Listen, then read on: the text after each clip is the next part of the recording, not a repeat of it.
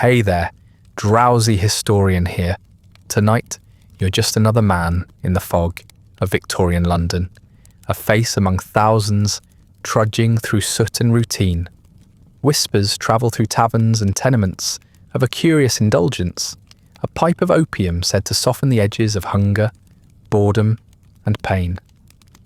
What begins as a casual evening curiosity will end in a haze that consumes body, mind, and name, until you're nothing more than another shadow swallowed by London smoke. Before we step into that world, do me one small favour. Tell me where you're listening from and what time it is there. If you'd prefer these stories without ads, you can join the Patreon. It's linked in the description. And if you want the ultimate immersive experience, consider using a pair of wireless earbuds. They're comfortable, discreet, and designed so you can wear them even while sleeping. I've linked my favourite pair plus other sleep tools in the description. Now, lie back, get comfortable. Let's begin. You are a man of no consequence, and London has made sure you know it. Each morning you rise from your narrow cot in a room that smells faintly of mildew and boiled cabbage, a place where the damp clings to your clothes, no matter how long they hang near the fire. The air is never clean, never sharp. Instead, it is heavy with soot that sneaks down chimneys and through cracks in the window frame. A reminder that coal fires keep the city alive, but poison every lung they touch. You wash your face in cold water that leaves your skin clammy, drag your coat across your shoulders, and join the tide of bodies trudging through the fog toward their posts. The fog itself feels alive, wrapping your collar in damp fingers, smothering sound and shape, until the city becomes a blur of lamps and silhouettes. It is not weather so much as atmosphere, part of the city's character, and it makes every street a corridor of grey. You walk it without thought because what else is there to do? Your work offers no variation to break this monotony. At the counting house you lean over ledgers until your eyes sting, copying figures that never seem to end. Ink stains your fingers, the sharp smell of it mixing with candle grease and stale tobacco that your fellow clerks chew through the day. The scrape of quills, the occasional cough, and the weary shifting of chairs provide the only rhythm. Outside, carts rattle and street sellers shout, but the sound filters in faintly, like noise from a world you no longer belong to. The office is your prison, and the ledger your chain, and though no guard watches you, you feel as trapped as if iron bars stood between you and the street. When the bell finally rings to dismiss you, there is no relief, only the knowledge that tomorrow will bring the same columns, the same numbers, the same weight pressing your shoulders down. Evenings are little better. The tavern door creaks open to reveal an air thick with gin breath, sweat, and tobacco smoke. Men huddle over pewter mugs, their voices raised in songs that slur into quarrels and then into blows. You drink when wages permit, but the gin offers nothing more than a brief burn that numbs the mouth and loosens the limbs before it punishes you with a pounding skull and sour stomach in the morning. It is the cheapest escape the city offers, and it feels like punishment disguised as pleasure. You look around the room and see your own future in the red faces and shaking hands of older men who cannot lift a mug without spilling half of it. No ambition survives here, only routine, carried forward by men too tired to resist. Still, the tavern is the only place you hear anything beyond figures and fog. It is here that you catch the murmurs, half spoken in corners when mugs run low. Not every man is satisfied with gin, they say. There are other ways to slip free of London's grind, ways that come from far across the seas. The word that catches in your ear is opium. Some call it foreign poison, others a curious indulgence, but the tone is always the same, a mix of shame and fascination. They say it brings warmth that spreads through the body, that it pulls a curtain over hunger and makes even the loudest streets seem hushed. They whisper that it costs little, less than a night of drinking, and that in the right place a man can smoke until the world itself fades. Always someone laughs when the subject is raised.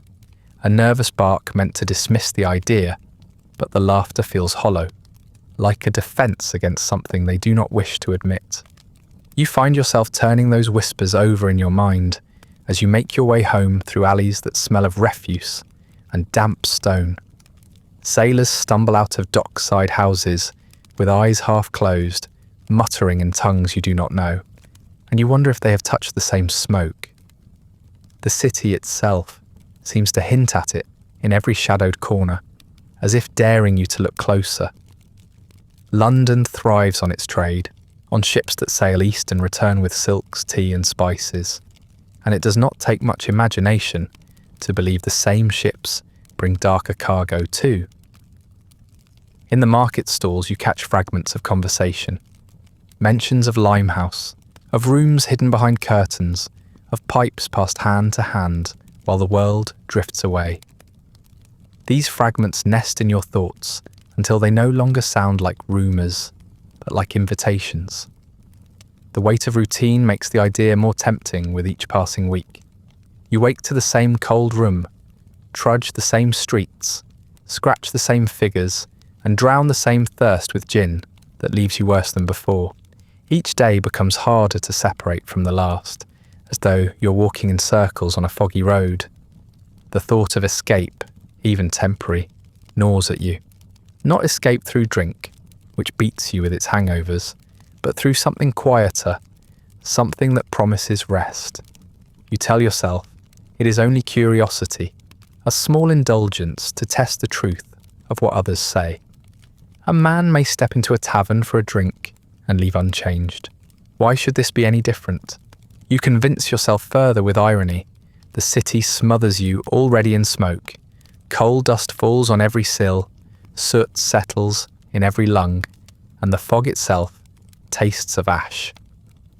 What harm could there be in smoke of another kind, one you choose for yourself? It feels almost like reclaiming agency in a life that has none. And so the whispers linger, waiting, until the moment comes when your body, weary of the sameness, no longer resists them. It happens on an ordinary evening, with no drama and no sudden revelation.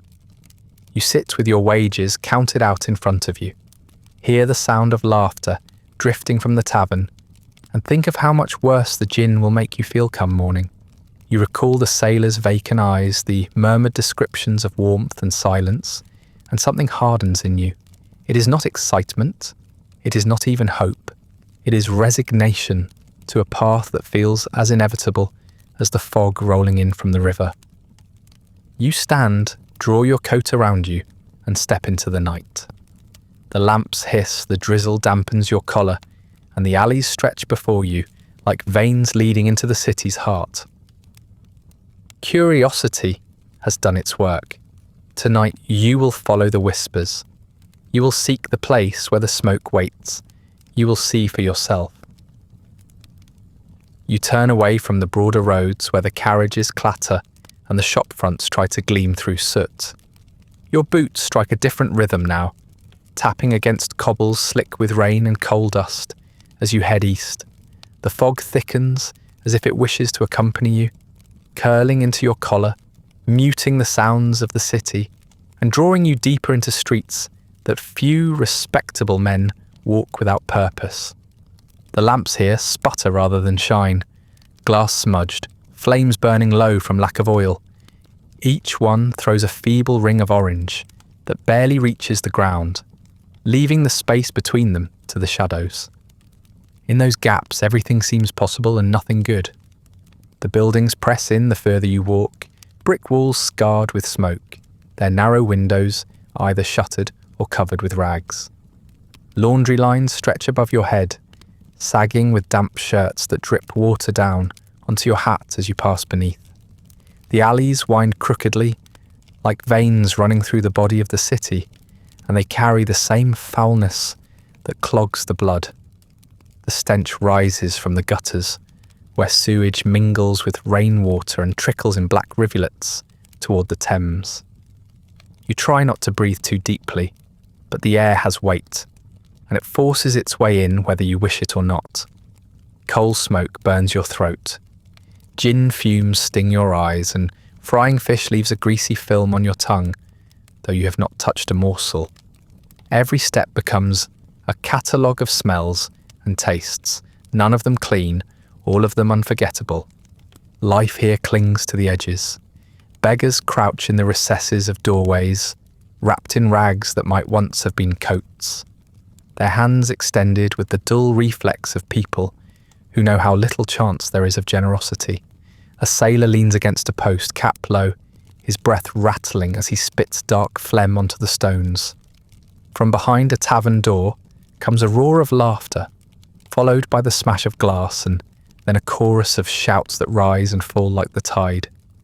A girl no older than 14 stands beneath a lamp, her dress cheap and torn, calling softly to the men who pass. None of this surprises you. You expected it. The whispers of Opium were never about clean places with neat corners. They belonged here, among the refuse and the forgotten, where the city's dirt is thickest and easiest to ignore. You press on, your ears catching fragments of talk from those who brush by. The accents vary, rough Cockney, clipped Irish, rolling Cantonese, and each voice seems weighted with the fatigue of men who live too long on ships or too hard on the streets. You hear prices shouted, quarrels muttered, deals struck in half sentences that fade into the fog. Someone coughs behind you, the sound hollow and wet, and then another voice mutters about smoke. Not the smoke from chimneys, but a different kind altogether.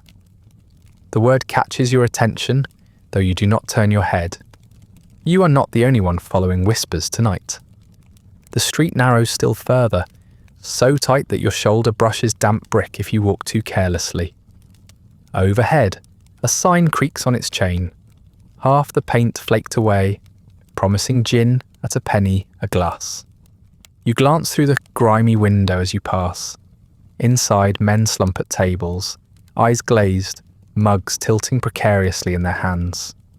The smell that escapes when the door swings open is a thick punch of sour alcohol and sweat. It makes you quicken your pace. This is the life you already know too well. You did not come here for gin. The alley bends sharply, and you nearly stumble where the cobbles are uneven. Ahead, the lamps are fewer, their light choked by smoke. A fishmonger works over a pan outside his shop, the oil spitting as he drops in pieces that might once have been fresh but now only give off a smell of rancid fat. The smoke from his pan mixes with the city fog until you cannot tell which stings your eyes more. He does not look up as you pass. Few do. Men here keep their eyes lowered, their attention fixed on the business in front of them, whether that business is selling, begging, or stealing. A group of sailors emerges from a side street, their voices loud, their arms around one another's shoulders. They sing half a shanty before dissolving into laughter that echoes off the brick walls. One carries a pipe tucked into his belt. Not the short clay kind used for tobacco, but a longer, darker thing with a bowl stained from a repeated burning. You do not need to ask what it is. The sight confirms the stories you've heard, and your stomach tightens with a mixture of nerves and anticipation. The sailors stagger past without noticing you, disappearing into the fog, leaving the smell of stale sweat and resin in their wake. You follow where they came from, the alley, sloping gently downwards toward the river.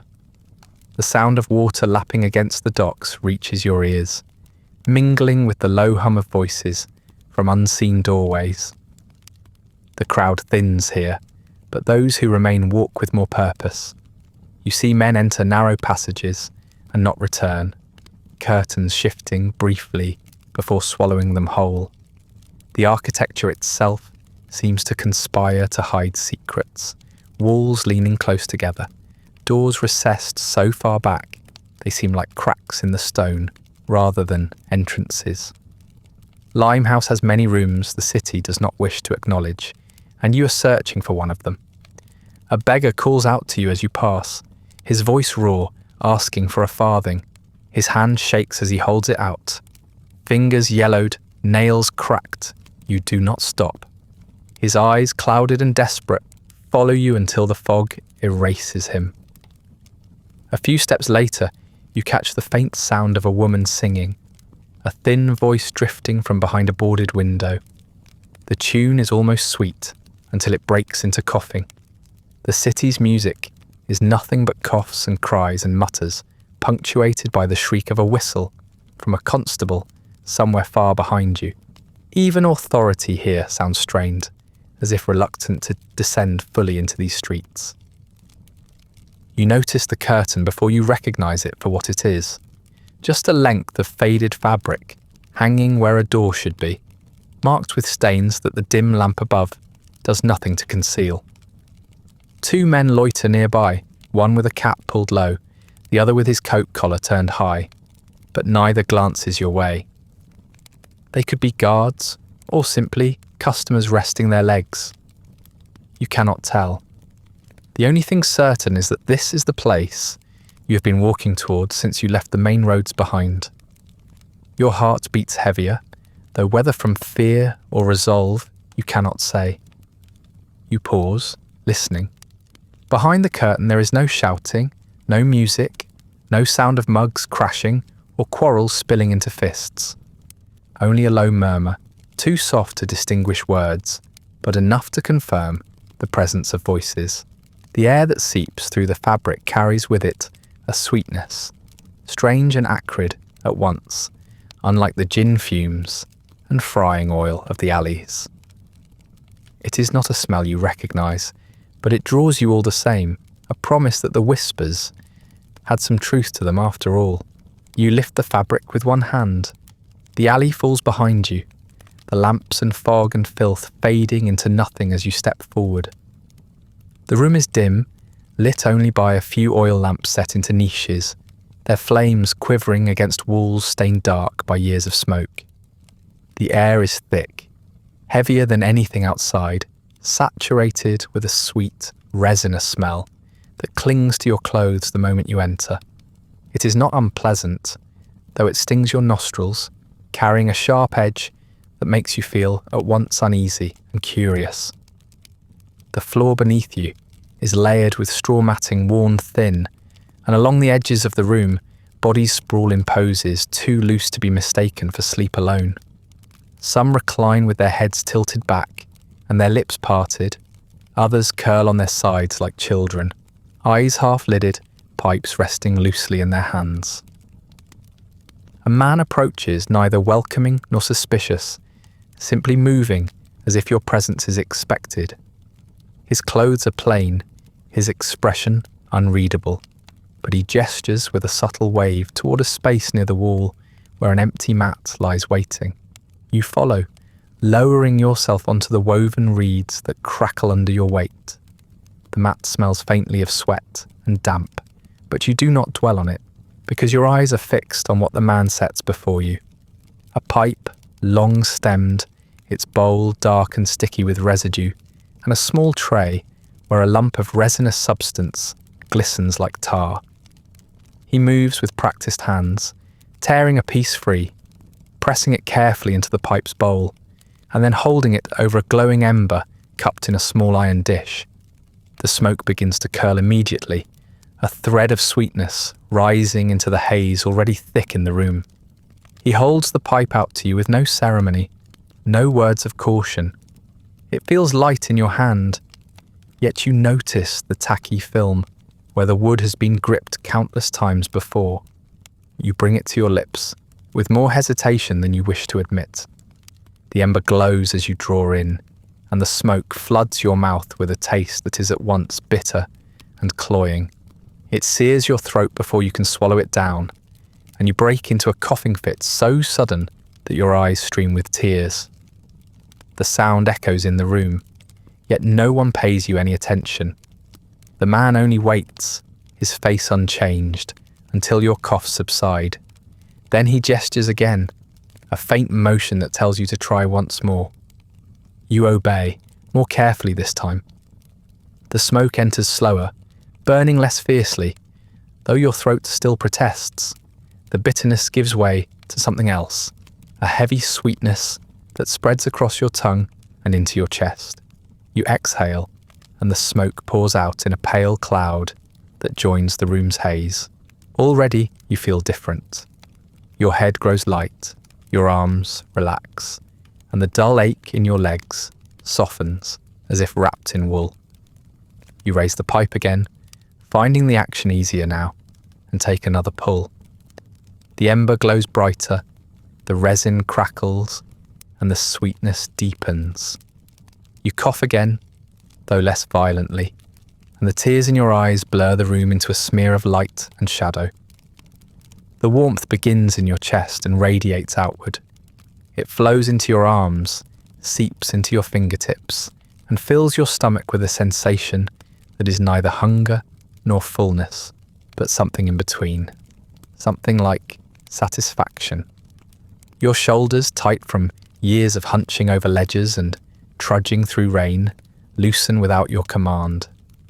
Your jaw unclenches, and the constant grinding of your teeth fades.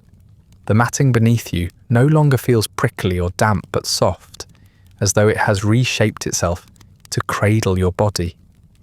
Even the sounds of the room, the faint coughs, the creak of straw, the bubbling hiss of resin burning, become muted as though a wall of glass has risen between you and them. You draw again, longer now, and the pipe no longer feels strange. The bitterness is almost pleasant, familiar after only a few breaths, and the sweetness seems thicker, almost tangible, like syrup coating your lungs. Your body grows heavy, but not with weariness. It is a heaviness that comforts, that steadies you, as though the floor itself has risen to hold you in place. The dim lamps blur at the edges, their halos spreading until the entire room seems bathed in a gentle glow. For the first time you can remember, the fog in your chest lifts, not by clearing, but by becoming irrelevant. You no longer care that the air is heavy, that your throat is raw. You are wrapped in a warmth that makes such things meaningless. The man who gave you the pipe has stepped away, his task complete, and you are left alone with the smoke. You take another breath, slower, steadier, and the warmth spreads again. The hunger in your stomach, the ache in your back, the weariness in your eyes, all dissolve into the haze. Even the gnawing worry about wages, about debts, about tomorrow's endless ledger seems to vanish. Each concern drifts upward, with the smoke, until it is lost against the blackened ceiling. You close your eyes and colours swim behind them. Not the dull greys of London fog, or the browns of ledgers and brick, but rich, fluid shades of gold and crimson that ripple like fabric in the wind. You know they are only tricks of the mind, yet they are beautiful in a way nothing outside this room has ever been. They shimmer with each breath, deepening as the sweetness thickens in your lungs. Your body feels far away, as though it belongs to someone else, and yet you are perfectly content within it. The matting no longer scratches, the damp no longer chills.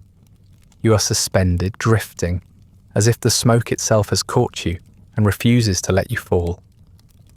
The murmurs of the room blend into a single low hum, rising and falling like the tide. You cannot distinguish one voice from another, nor do you care to. Time seems to slow, each breath stretching into eternity, each exhale carrying away the weight of years. You try to recall the day, the desk, the ink, the ledgers, but the memory slips through your grasp, dissolving into the golden haze behind your eyes. You feel no loss in letting it go. The world outside ceases to exist. There is only warmth, only light, only the soft embrace of the matting beneath you and the heavy air around you. You sink into it, deeper and deeper, until your body's no longer something separate but part of the haze itself. The smoke thickens and you surrender to it, letting it cradle you like a tide that never retreats. The warmth still hums through your limbs when your eyes drift open again. The haze lingers in front of your vision, thick and golden at the edges, making the room shimmer as if it is underwater. You are no longer thinking only of yourself. Shapes emerge from the smoke, human outlines that shift and settle in strange postures. They are scattered across the mats and benches, some leaning upright as though midway through a thought, others sprawled flat on their backs with their mouths slack. Through the dimness, you recognise the varied uniforms of the city's cast-offs and curiosities. A sailor with his boots still on, a beggar in rags so shredded they barely cling to his body, and, further along the wall, a man in a coat too fine for this place, his cravat untied, his hat set carefully beside him. It strikes you that this is no ordinary gathering. The Den is a place where the divisions of London streets blur, where dockside poverty and drawing-room indulgence both dissolve into smoke. At first you're surprised at their silence. Taverns roar with song and quarrel, markets ring with argument, the streets pound with wheels and hoofbeats. Yet here there is only a hush. The quiet is broken, now and again, by the hollow cough of a man pulling too deeply, or the faint bubbling hiss of resin burning in bowls. It is not the silence of peace but of surrender. Each figure is folded into himself, eyes half-lidded, expression slackened, the whole room caught in a trance. It unnerves you even as you feel yourself sinking into the same current. There is a sense of being among the dead, yet each man still clutches his pipe, still leans toward the ember as if it alone anchors him to life. The sailor nearest you shifts, his pipe slipping from his hand before he catches it again with a clumsy reflex. His eyes open briefly, glazed and red, then close as he exhales a thin stream of smoke. Beside him, a woman with her hair unpinned lets the smoke spill from her lips in soft waves. Her body draped across the mat like fabric discarded by careless hands. The wealthy man adjusts his cravat without fully waking, fingers twitching in some reflex of dignity, though his face is pallid and his breath shallow. Each figure seems trapped halfway between presence and absence, clinging faintly to the motions of life while sinking into something deeper. The smell is heavier here than it was by the door, sweet and acrid at once. It wraps around you until you cannot separate your own breath from the air in the room. It clings to your hair, your clothes, your skin, so that even as you shift on the mat, you feel coated in it. The sound of resin bubbling repeats endlessly, each hiss and pop echoing against the walls, a metronome for the den's strange rhythm. No one laughs, no one sings, no one quarrels. It is as if the city's noise has been banished, replaced by this monotone chorus of pipes and lungs. You glance toward the ceiling, where the smoke pools thickest. The rafters are lost in shadow, their lines blurred by the haze, and it seems as if the room has no top at all, only an endless cloud stretching upward. Somewhere above, a drop of condensation falls and spatters against the mat near your hand. The den breathes like a body, damp and oppressive, and you find yourself imagining it has absorbed countless lives into its lungs. The thought should trouble you, yet the warmth in your veins dulls the edge of unease. A man stirs on the far side of the room, his chest convulsing with a wet cough that lasts too long. His pipe clatters against the mat, and for a moment you think he has died where he lies. No one rushes to him, no one startles. He eventually rolls onto his side, retrieves the pipe with trembling fingers, and draws again. The smoke steadies him, and his breathing slows. You realise with a shiver that this is the pattern here. Collapse, inhale, revive. Each body teeters between ruin and relief, and the pipe is the thin thread binding them. You study the faces around you in the half-light. Some look peaceful, mouths curved faintly upward, as if caught in a dream sweeter than anything the city could offer. Others grimace even in their stupor, lines of tension etched deep into their foreheads, their rest tainted by some unseen struggle.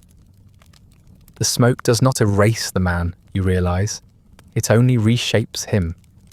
It draws each person inward, stripping away the mask he wears outside, leaving only what clings closest to the bone. The beggar is as slack here as in the street, the gentleman as guarded here as in the drawing room, the sailor as restless as he is at sea, yet all are reduced to the same rhythm. Inhale, cough, exhale, silence. The longer you sit among them, the less sure you are of time. There is no clock here, no bell, no signal of hours passing, only the repeated ritual of ember and smoke. Your stomach gives no sign of hunger, your limbs no sign of weariness. You feel suspended, as though you might stay here until the end of days and not notice the difference. It is both comforting and terrifying. For the first time in years, you are not gnawed by worry, yet the absence of worry feels like the absence of self. The man who balanced ledgers, who trudged through fog, who feared debt and cold, seems already fading into the haze. You shift your body on the mat and find the surface soft, though you know it is little more than straw beneath thin cloth. The warmth in your limbs makes every texture forgiving. You tilt your head back and watch the smoke ripple above, and for a moment you imagine yourself dissolving into it, one more shape merging with the rest. Your hand lies loosely on the stem of the pipe, and though you could draw again, you do not feel the need. The haze holds you whether you feed it or not. Around you, the coughs continue, some sharp, some shallow. They do not jar you as they once might have. They feel like part of the room's breath, part of its natural soundscape. The bubbling hiss of the pipes fills the spaces between, and together they weave a rhythm that lulls you further. Your eyelids droop, not from exhaustion, but from a heaviness that feels like surrender. You think vaguely of leaving, of stepping back into the city, but the thought drifts away before it can take shape. And yet, at some point, you do rise. You're not sure what compels you, nor how long you've been sitting there.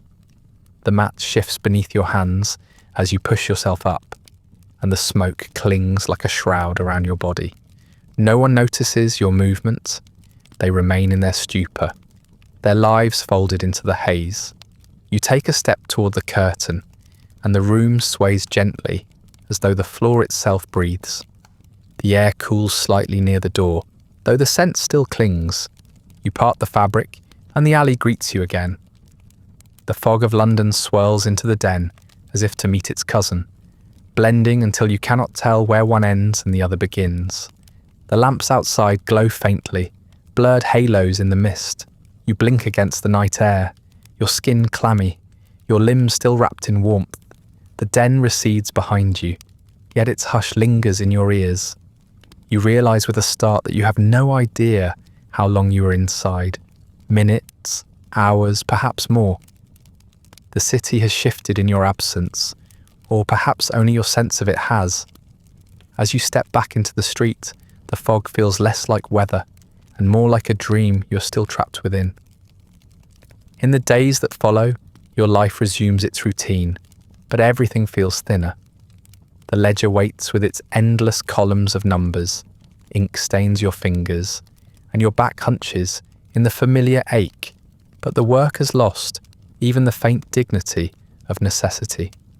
The sound of pens scratching on paper seems shrill, the coughs of your fellow clerks incessant. The bread you chew between shifts tastes of little more than dust, and even gin, when you can afford it, burns without warmth. London has not changed, but you have. What once passed for normal now feels hollow. You try to push the thought aside. You tell yourself that you only went because you were tired, because you were curious, because you wanted to see what others whispered about. But the memory does not vanish. It lingers at the edges of your vision, in the quiet moments before you sleep, in the pauses between your figures on the page.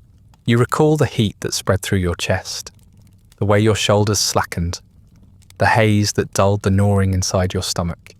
You remember silence, not the silence of exhaustion or hunger, but a silence that felt like relief. The city outside now feels louder than ever, precisely because you have known what it is to mute it. One evening you pass a tavern, and the smell of gin rolls out into the street.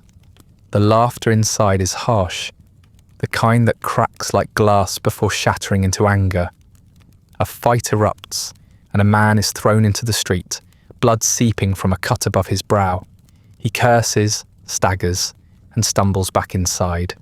You stop to watch, but the scene only fills you with a leaden weariness. There is no comfort here, no escape, only the same cycle, repeated until death. You turn away, and the thought comes unbidden. There are other doors, quieter ones, waiting in the alleys east of here. The days drag. The hours at your desk feel endless, your hand cramping as it scratches at the page. You find yourself counting not the figures in front of you, but the hours until dismissal, not with eagerness for freedom, but with dread of the void that follows. The streets have grown sharper somehow. The wind cuts colder, the soot grits more harshly between your teeth. The hunger in your belly gnaws more insistently.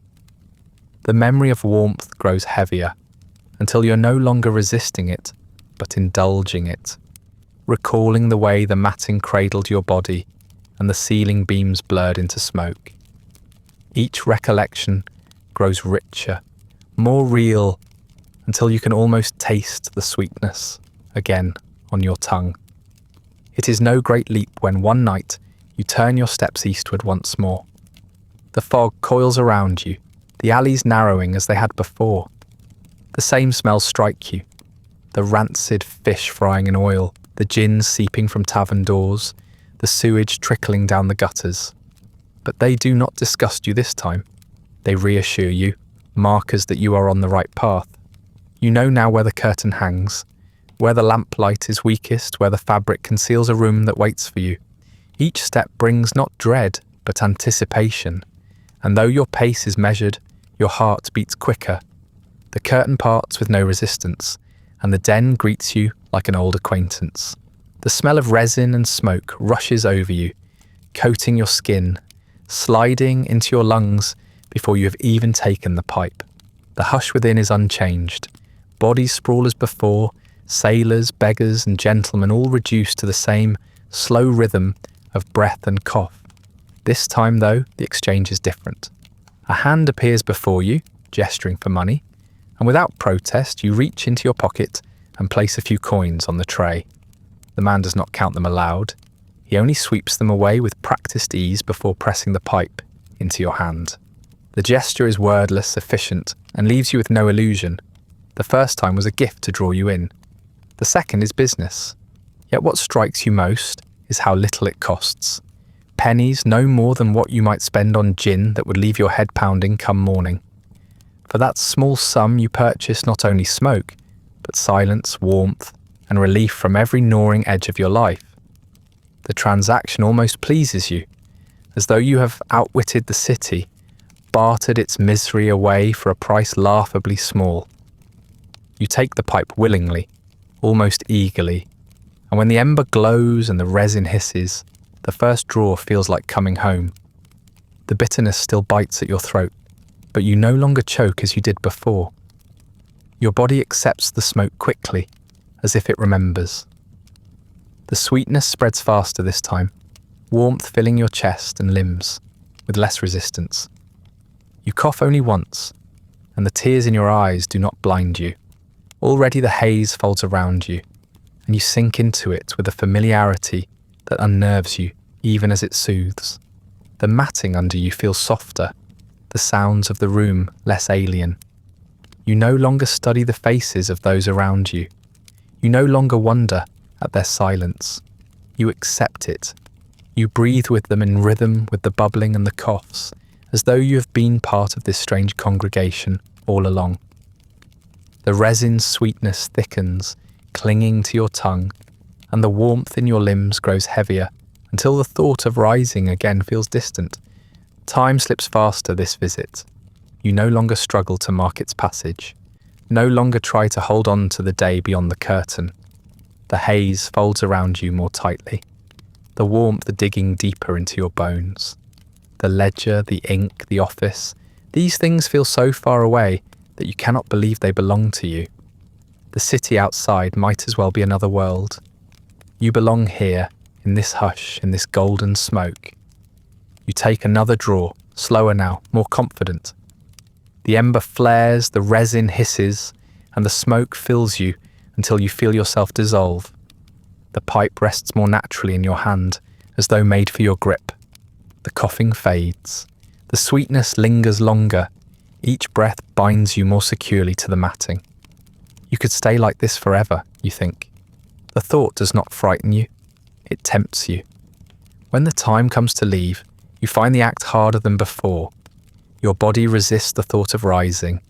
Heavy with comfort, reluctant to surrender the haze, the mat cradles you, the smoke embraces you, and you linger longer than you intend, trying to hold on to the warmth for just another moment. The world beyond the curtain feels distant, almost unreal. When at last you do push yourself upright, the haze clings to you, thick and possessive, as though to remind you that you will return again. You find yourself going back sooner than you expect. At first it is once a week, a treat to dull the ache after long hours at the desk. Then twice. The walk eastward grows familiar, the alleyways less menacing. You no longer hesitate at the curtain. Soon it is every other day, and you catch yourself imagining the smoke's sweetness, even as you scratch figures into ledgers. What was indulgence becomes routine, and what was routine becomes necessity. The cost grows, not in leaps but in increments. The man who holds out his hand at the den no longer seems to expect pennies alone. His fingers curl around the coins you offer, weighing them with the certainty of someone who knows what you will pay. You do not argue. You produce shillings when needed, telling yourself you can spare them. And you can, at first. A meal skipped here, a new shirt postponed there. The sacrifices are small enough to ignore, but they accumulate as surely as the smoke accumulates in your lungs. Your pay vanishes faster. You notice it when you sit down on payday, counting the coins that should stretch across the week. Bread, rent, perhaps a bit of meat if you're fortunate. These were once fixed points in your calculation. Now you skim off the den's share before you mark a penny for anything else. Your stomach twists when you eat too little, but the smoke unties the knot easily enough. Hunger is a fleeting nuisance. The haze is lasting comfort. You begin pawning small things. A watch that never kept time properly. A pair of boots worn at the heel. Objects you convince yourself you never needed. Each one buys you another night in the haze. You tell yourself it is a fair trade. The smoke gives you rest, and what use is a watch if you can never sleep? What use are boots if you can barely walk without your hands trembling?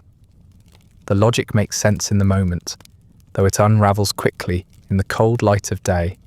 Still, by evening, the logic renews itself. Your visits stretch longer. You used to sit for an hour, maybe two, before forcing yourself up and stumbling back into the fog. Now you linger until the lamps outside gutter low and the streets fall quiet. Sometimes you rise and leave, only to find yourself at the curtain again the next night, then the night after. You cannot remember when you last passed an entire week without going. The den has become not an escape from life, but life itself, with the rest of the city reduced to a tedious prelude. The men in the den recognize you now. They do not greet you, but their eyes flicker briefly when you enter, as if marking one of their own. You sit among them without shame.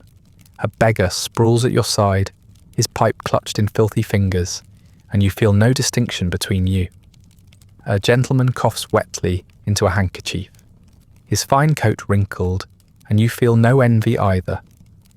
You are all paying customers, bound by the same hunger, emptied by the same smoke. At work, the strain shows. Your ink blots more often because your hands shake before the smoke steadies them. You stare at numbers until they blur into one another, then find yourself scrawling lines without remembering what they mean. When a superior asks about errors, you nod and mutter apologies, but your thoughts are already eastward.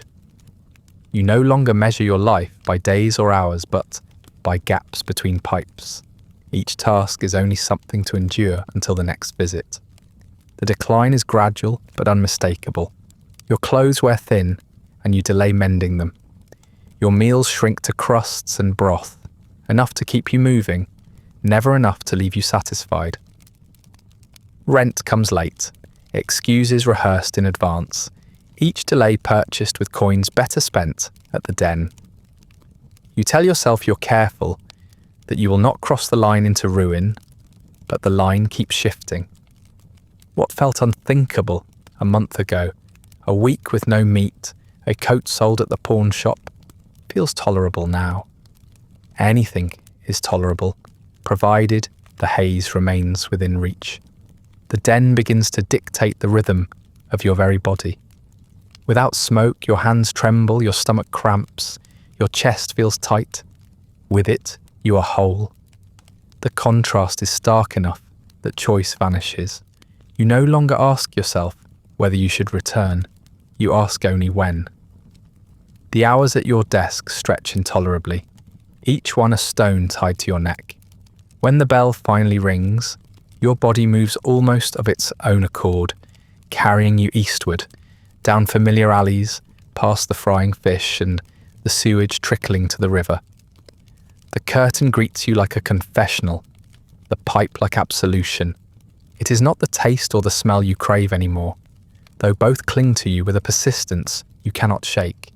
It is the moment after the ember flares, when the sweetness fills your chest and your hands grow still. That single breath is worth every coin you surrender, every lie you tell yourself, every meal you skip. It is not pleasure, it is reprieve. Without it, you are frayed and raw.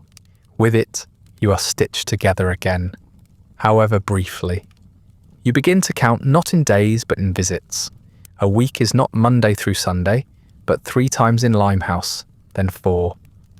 Payday is no longer wages earned, but smoke bought. The rhythm of your life contracts until the den becomes its centre. The rest of London continues around you, its carriages rattling, its markets bustling, its factories belching smoke. But it feels like a distant hum, irrelevant, except as the space you must cross to reach your place on the matting. And so your life reshapes itself without ceremony. You are no longer a clerk who occasionally indulges. You are a man whose hours are stitched together by the haze, who budgets not for food or rent, but for resin and ember, who feels more alive lying among strangers in silence than standing among colleagues in daylight. Your hands, once stained with ink, are sticky now with resin. Your pockets, once lined with wages, are light with coins spent before they could weigh down your coin purse. The smoke may steady your hands, but the body beneath them is beginning to betray you. In the mirror above the basin, you catch glimpses of yourself that are difficult to ignore. Your eyes, once only tired, are now sunken deep into their sockets. Ringed by shadows that no sleep seems able to erase, the skin along your cheeks has grown pallid and slack, and when you run a hand across your face, it comes away clammy. Sweat beads along your brow even when the air is cool, and it carries a sour tang that clings to your clothes. You notice people wrinkle their noses when you pass, though you cannot tell whether it is from the city's filth or from you. Your clothes do not fit as they once did. Trousers that once pulled snug against your thighs now sag loosely, and your belt cinches tighter each week. Food has become an afterthought, its taste dulled until eating feels more like duty than nourishment. Bread turns to paste in your mouth, broth to thin water, meat to dry fibre that clogs your throat. You chew without appetite, swallowing quickly to be done with it, because what you crave cannot be bought from the baker or butcher. The smoke is the only thing that fills you. Nights stretch into something unrecognisable. You go to the den not just after work, but long after midnight, drawn as if by a tether you cannot resist. The matting greets you, the pipe steadies you, and hours vanish into the haze. Sometimes you fall asleep there without meaning to, the pipe slipping from your hand as your body collapses. You wake with your cheek pressed into the woven reeds, your muscles stiff, your limbs prickling with pins and needles. The sour smell of sweat and smoke clings to you as you push yourself upright, unsure whether you had been asleep for minutes or for hours. Other times you're not certain whether you slept at all. You lie in the haze with your eyes closed, images shifting behind them. Strange colours, flickering shapes, whispers of voices that dissolve when you try to listen. You tell yourself they are dreams, but you are not sure you ever drifted deep enough for that. The line between waking and sleeping blurs until you no longer know which side of it you occupy. The den becomes both bed and waking room, dream and reality, the boundary erased by smoke. Your body grows weaker. The walk from your lodging to the office feels longer, the climb up the stairs more arduous. Your chest rattles with each breath, the phlegm thick in your throat, your coughs wet and lingering. You try to clear them quietly, but your colleagues glance at you with irritation, their own coughs no better, but less conspicuous. Your hands, though steadied by smoke, shake again in its absence, twitching as they hover above the page. Ink stains spread across your work because you can no longer keep the pen steady. More than once, you find yourself staring at a blot until it becomes a black hole on the page, your mind drifting into the haze even when your lungs are empty. The hours of the day warp. Mornings drag like chains, each step through the streets an effort. The fog seems thicker than before, the coal smoke harsher, the voices of vendors more shrill. The world presses against you as if conspiring to break you down. At the office, you struggle to hold yourself upright in the chair, your back slumping until you hunch almost double. Colleagues whisper in corners, though you no longer care what they say. Their voices reach you faintly, as though through water, and you let them pass without defence. When you do make it through the workday, you stumble toward the alleys eastward, with the relief of a man released from punishment. By the time you reach the curtain, your shirt is damp with sweat, your legs trembling with fatigue. Inside, the haze restores you. It steadies your hands, eases your chest, softens the ache in your back. But it also deepens the toll. Each hour in the den leaves you weaker when you emerge. Each morning outside, you carry more of the den in your body, more of its weight in your lungs, more of its sickness in your skin. You notice yourself in reflections, a shop window, the surface of water in a barrel. The figure staring back is thinner, his eyes dull, his posture slouched. You hardly recognize him. Yet in the den, none of this matters. Among the sprawled bodies, you feel no distinction, no shame. You lie with sailors whose skin is as sallow as your own, with beggars whose coughs rasp as harshly, with gentlemen whose eyes are no less hollow. You belong to them now, and they to you, bound by the haze that cloaks you all. The den does not provide sleep so much as it provides reprieve. You collapse into it night after night, sometimes waking on the matting with no memory of lying down. Your limbs ache, your neck stiffens, your mouth dries until your tongue cracks. You rise sluggishly, stumbling toward the curtain, unsteady on your feet. Outside, the city greets you not with relief, but with hostility. The fog bites colder, the lamps glare brighter. The noise of carts and hawkers pounds at your ears. Each morning feels like exile, as though the city itself rejects you for leaving the haze behind. There is no rest beyond the curtain anymore. You carry the smoke in your lungs and the exhaustion in your bones, dragging both through the streets. You tell yourself that the den restores you, yet each morning proves the opposite. Still, you go back, again and again, because without it you cannot endure at all.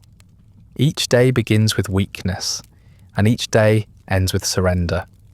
The body falters, but the smoke insists you go on just long enough to crave it once more. Your financial situation, already bad, rapidly grows even worse. The pawnbroker grows accustomed to your face. He does not ask questions. He only names his price, always lower than you expect, and watches without expression as you nod and accept. His eyes flicker over your clothes, your thin frame, the way your fingers twitch against the counter. He knows where the money will go. Everyone does. The city is not blind, only indifferent. Debt follows close behind.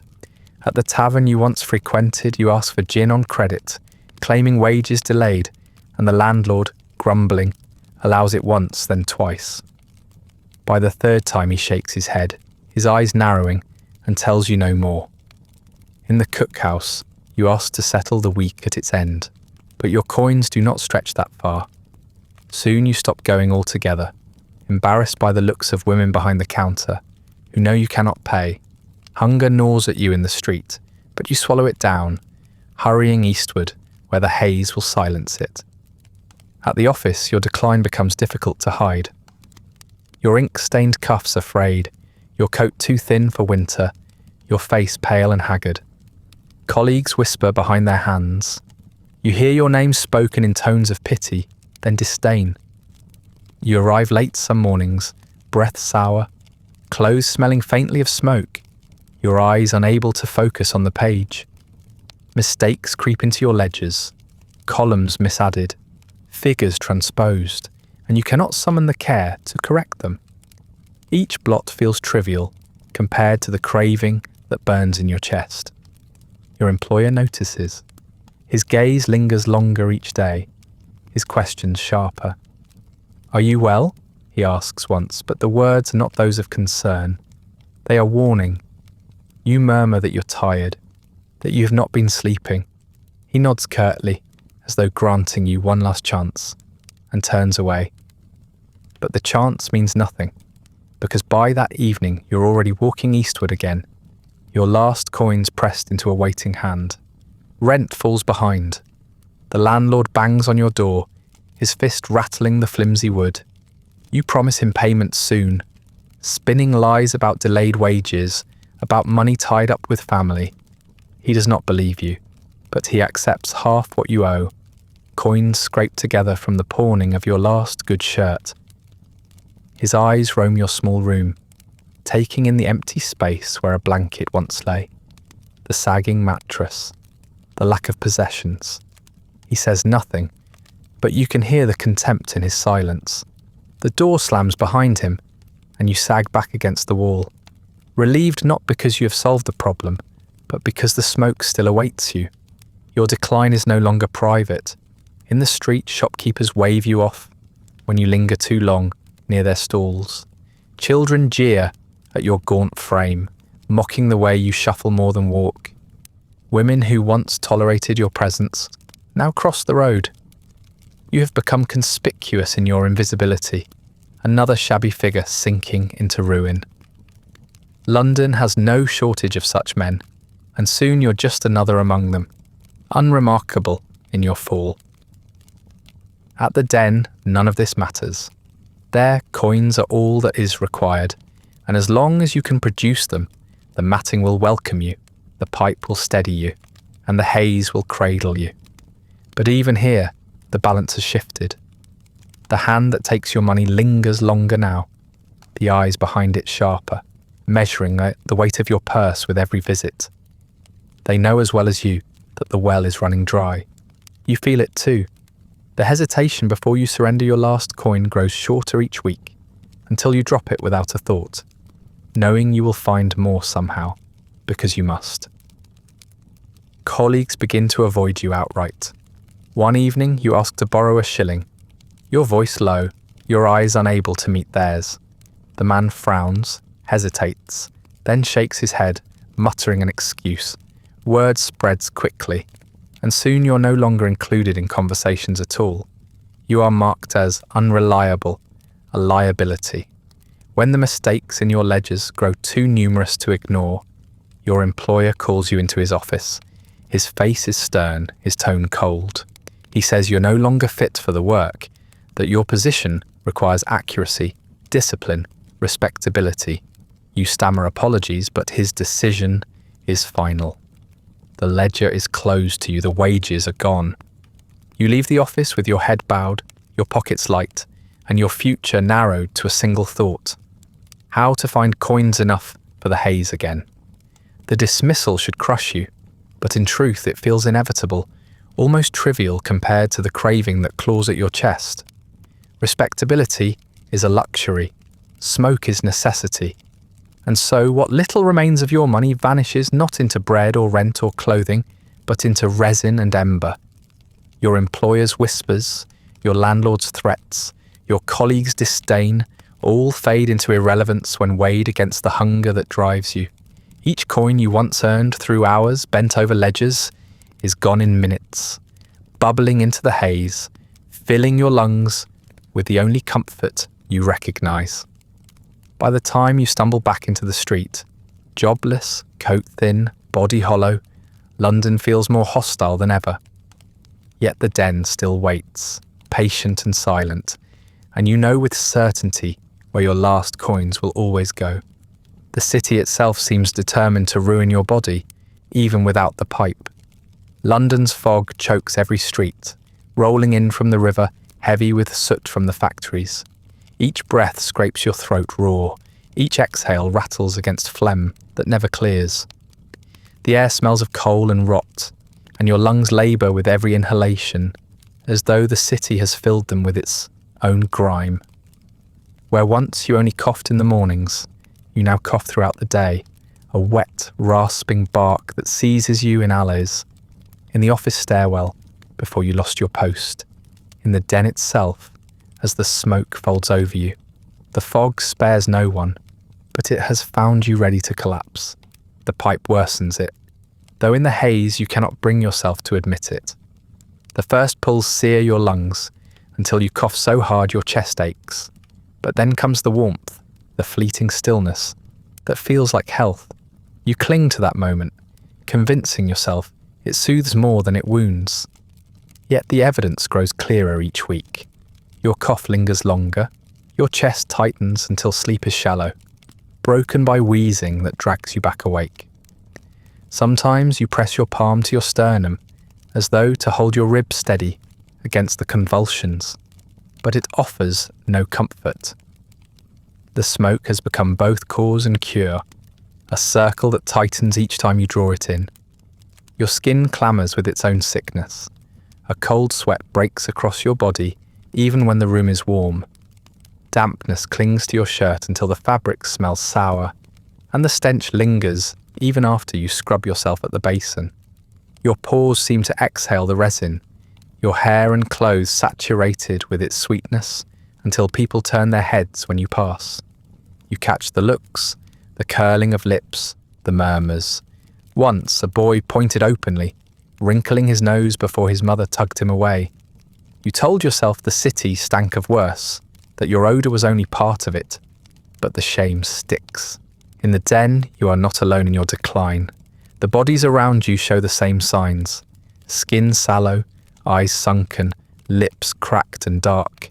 A sailor's cough rattles so fiercely one night that you think he will not draw breath again, until at last he sucks at the pipe and steadies as you do. Another man lies so thin you can see his bones pressing against the matting. A woman, hair matted and clothes in tatters, vomits quietly into a basin, wipes her mouth with the back of her hand, and reaches for the pipe again. You recognise yourself in each of them, see your own sickness reflected in theirs, and the recognition both horrifies and comforts you. You rasp and wheeze even in your sleep now, the sound dragging you awake with each shallow breath. The nights you spend on your cot are restless, broken into fragments that leave you no stronger in the morning. The nights you spend on the matting in Limehouse are no better, though you imagine they are. At least in the den, the warmth carries you a little way into slumber, even if it abandons you before dawn. You rise with your limbs stiff, your chest aching, your throat raw, but you tell yourself it was rest. The lie is easier than the truth. Illness clings to you like a second skin. You feel it in your bones, a persistent ache that worsens with each damp morning. Your joints creak, your muscles cramp without reason, and your head throbs with dull pain that no water, No food, no sleep relieves. The haze lifts it briefly, numbing your body enough that you almost forget. But when it fades, the pain returns sharper. You begin to wonder if the smoke has bound the sickness to you, feeding it even as it soothes. Each attempt at relief only deepens the grip, dragging you down further. Your reflection startles you now. In the warped glass of a shop window, you catch sight of a figure, so wasted he looks decades older. His posture is stooped, his movements slow, his eyes ringed by shadow. For a moment you do not recognize him, and when you do, you look away quickly. You do not wish to see what others see, a man already half consumed. London does not only choke you with fog and sickness, it mocks you as you stumble through its streets. Broadsheets flap on street corners, pasted against brick walls and tavern doors, their ink still wet in the drizzle. The caricatures stare back at you with grotesque exaggeration. Wide eyes, slack mouths, limbs sprawled as if boneless, a pipe clutched in skeletal fingers. The headline sneers with words like fiend and slave, as though the city delights in parading its pity and contempt together.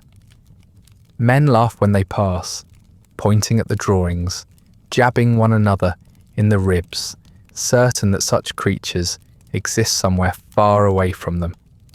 But you see yourself in every sketch, the sunken cheeks, the hollow stare, the body collapsed on a mat. They are not exaggerations to you. They are mirrors. Respectable society seizes upon the image with relish. Newspapers thunder about the dangers of the East End, about foreign poisons infecting English blood, about the weakness of those who surrender to smoke. Politicians posture, vowing to root out dens that breed degeneracy, as though the city does not live off vice in every form. Pamphlets warn shopkeepers and mothers alike to guard against the scourge of opium, written in the same tones they once used for gin. It is another moral panic to feed the appetite of readers, and they consume it eagerly. Their fear, their disdain, their titillation, all sold for a penny, printed by the thousands, plastered across walls so you cannot escape it. The hypocrisy is plain. The very men who speak of morality sip their laudanum tinctures each night to calm their nerves. The ladies who wrinkle their noses at the thought of dens rely on their apothecaries for cordial bottles that hide the same substance under gentler names. Doctors prescribe it for coughs, for sleepless children, for melancholy, and no one scolds them for doing so. Respectability cloaks indulgence when it comes in glass vials with labels, when it hides behind curtains drawn tight in drawing rooms. But when men like you stumble through alleys to a den in Limehouse, the city finds its scapegoat. The smoke that drifts through Mayfair parlours is excused. The same smoke in the East End is condemned. You feel the sting of that hypocrisy most keenly in the stares of strangers. When you pass a group of shopkeepers outside their doors, their conversations falter, and their eyes follow you until you're gone. Their gazes are sharp, slicing through your thin coat, lingering on your sunken face, your trembling hands. Mothers pull their children closer as you pass, as though your very shadow carries contagion.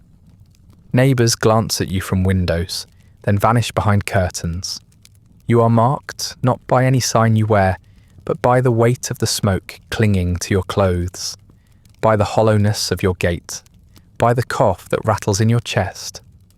Respectability has no patience for you. Even your landlord regards you with a sneer now. His knocks on your door are heavier, his demands harsher. When you hand him coins short of what you owe, he no longer nods in weary acceptance, but spits his contempt plainly, telling you he knows where your money has gone. He threatens eviction, and though you murmur apologies, his scorn is already sealed in his eyes. To him, you are not a tenant, but a vagrant in waiting, another body ready to vanish into the gutters. The ridicule is not always quiet. One night, staggering back from the den, you pass a group of boys loitering in the street. They jeer at you openly, shouting "fiend" and mimicking the exaggerated coughs they have read about in the papers. One throws a clump of mud that strikes your shoulder, spattering your thin coat. They laugh until they wheeze and you turn away without a word, too weary to defend yourself. Their laughter follows you into the fog, ringing louder in your ears than the city's bells. You realise they are not mocking some grotesque drawing, they are mocking you. Yet for all their stares and laughter, you notice the hypocrisy everywhere. Gentlemen with flushed cheeks slip into the same alleys as you, their coats fine but their eyes hollow. They pull their hats low and vanish behind the curtain, joining the silence within, only to emerge later, with their dignity still intact because their names shield them from ridicule. No paper prints their faces. No boys jeer when they pass. Their ruin is hidden, excused, forgotten. Yours alone is public. In time the sting dulls. At first the ridicule angered you. The hypocrisy burned you. The stares pierced you. But the more you sank into the haze, the less the outside world mattered. What is respectability to a man who cannot draw a steady breath without smoke? What is dignity to a man whose body shakes until the pipe steadies it? You realise slowly that society has no place for you, and so you stop trying to hold your place in it. The den becomes your refuge, not only from hunger and ache, but from scorn itself. There, no one points, no one mocks, no one cares. There, you are simply another body among bodies bound by the same tether. You no longer bother pretending the city beyond the curtain has anything to offer you. The broadsheets may sneer, the neighbours may stare, the landlord may pound at your door, but none of them matter now. What remains of your life exists in a single room, beneath rafters blackened with soot, on mats worn thin by the weight of bodies that pass through and vanish. The den has become not an escape, but a dwelling. Days and nights lose their borders, time dissolving into one long drift of smoke and silence. You no longer keep track of how often you come, because you no longer leave long enough for it to matter. The haze greets you when you wake, lulls you when you doze, and surrounds you when you stumble half-conscious into what passes for rest. Your small lodging falls into disuse. The mattress sags empty. The hearth remains unlit. The basin collects dust. You stop paying rent altogether. The coins that might have gone to the landlord pressed instead into the open hand that waits by the curtain. The landlord's threats, once sharp and urgent, fade as you cease to return at all. You imagine he has claimed the room back for another tenant, someone who can still pretend to live. Your possessions are gone, sold or pawned, and the little that remained has been abandoned to mildew. You no longer think of it. The den is your home now, your bed, your shelter, your refuge. With nothing left of value and no wages coming in, you find other ways to produce coin. Sometimes you trade small favours in the alleys for a shilling. Sometimes you beg and sometimes you steal. But often the exchange is quieter, spoken in the dark near the docks or behind a curtained door. You sell what you must for another pipe, a night in a stranger's arms for a coin, a favour offered for warmth, your body exchanged in whispered bargains so you can buy the resin that keeps the shakes at bay. It is work you never imagined doing, and it costs you more than the coins ever could repay. Yet when the hand appears at the curtain, you press the money into it without hesitation. Inside, the rhythm never changes. The pipe passes into your hand. The ember glows. The resin bubbles. You draw the smoke deep and let it cradle you. Your limbs loosen, your chest softens. Your stomach unties itself. You sink into the matting until your body seems to vanish. Around you, others do the same, their shapes blurred by haze.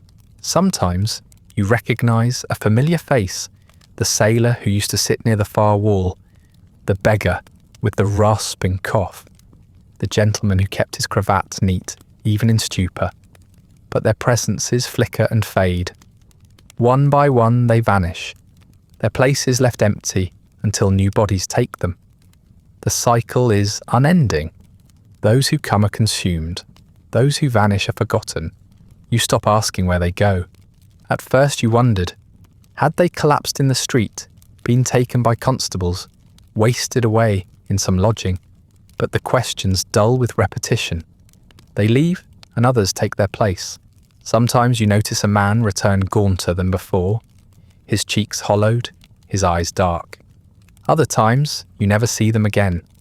The matting receives them all the same, and you with it. Death is only another way of leaving the room, and the room never mourns. Your body decays along with the rest. Your skin remains clammy. Your chest wheezes. Your legs weaken, but you hardly notice anymore. The haze softens the edges of discomfort, dulls the sharpness of hunger, erases the ache of fatigue. You no longer distinguish between illness and relief. Both are folded into the same smoke. You collapse onto the mat at odd hours, waking with the stem of a pipe still caught between your fingers, resin sticky on your lips. Sometimes you rise long enough to shuffle a few steps, only to sink back again, too heavy to continue. The matting becomes as familiar to your body as a bed once was, the grooves of the woven straw pressed into your skin. The den itself grows strange to you in its constancy. You no longer see it as a room with walls and beams. It becomes a world unto itself, the haze thick enough to blot out edges and corners. The lamps burn low, their glow diffused until they seem like suns seen through heavy clouds. Shadows move and vanish, but you cease to care whose shadows they are. The coughs, the bubbling of resin, the occasional mutter. These become the soundtrack of your life, as natural as birdsong once was to other men. You are wrapped in it all until you cannot imagine a life outside of it. London continues beyond the curtain, the carriages rattling, the markets bustling, the factories roaring, but you hear it faintly, if at all. Occasionally a door creaks, a distant shout pierces, a cart rattles over cobbles. But these sounds do not belong to you anymore. They are intrusions, faint reminders of a place you no longer inhabit. You do not rise to investigate them. You do not yearn for them. They pass like breezes against the fabric that seals you in, gone before you have fully noticed. Food ceases to matter. What coins you have left are given to the den, and hunger is replaced by haze. When your stomach twists, you ignore it. When it cramps, you breathe deep and let the smoke soothe it. Bread tastes of nothing now, and meat, when it appears, only clogs your throat. The only taste you recognize is resin, acrid and sweet, clinging to your tongue, coating your mouth until even water cannot wash it away. Your body thins further, bones pressing against your skin, but you pay it little mind. The haze sustains you more than food ever did. The faces around you shift constantly. A new sailor, with tattoos across his arms, coughs beside you one night, and the next week he is gone. A woman in a tattered shawl lies across the mat, eyes glassy, her lips parted in silence, and days later another man takes her place.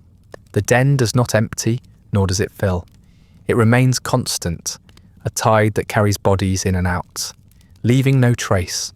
You are one among many, indistinguishable, replaceable, yet bound tightly to the space, as if it were your own hearth. Your sense of time collapses completely. You cannot tell whether the lamps burn low because it's night, or because the oil is poor. You cannot tell whether the fog outside is morning mist or evening drizzle. Hours slide into one another, unmarked. You lie in the haze, rise when the ember flares again, collapse when the warmth grows heavy. Day and night have no meaning. Only smoke and silence, only breath and cough, only presence and absence. One night, you notice the weakness, sooner than usual. Your chest tightens as you lie back, and the simple act of drawing air feels like dragging cloth through water. You shift against the matting, trying to ease the weight pressing against your ribs, but the pressure does not lift. You lift the pipe to your lips, hands trembling, the stems sticky with resin, and breathe as you have 1,000 times before. The ember flares, the resin hisses, smoke curls upward. For a moment, the familiar warmth spreads, softening your limbs, loosening your jaw. But the relief is brief, fleeting, and the heaviness returns almost instantly, deeper and sharper. The cough begins low in your throat and grows until it seizes your chest. You double forward, your ribs aching, the smoke spilling out in ragged bursts. Your eyes water, your vision blurs. Around you, others stir faintly, but do not rise. Coughs are common here, no one pays them heed. You clutch the pipe, as if it might anchor you, as if it might steady your body, as it once did. But your fingers grow slack, and the stem nearly slips from your hand before you tighten your grip again, determined not to let go. Your breath comes shallow now, each inhale rasping as though through a cracked reed. The warmth that once spread easily through your chest now feels like fire, scorching rather than soothing. You press your palm against your sternum, trying to steady the convulsions, but your hand feels useless, weak. The mat beneath you scratches your skin, the reed pattern imprinting itself against your cheek as you sink sideways. Smoke curls upward from the bowl, rising toward the rafters, and you watch it swirl until your eyes blur too much to follow.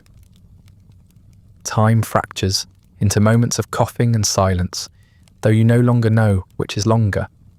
You try to sit up, but your limbs resist, heavy and sluggish, as though they no longer belong to you.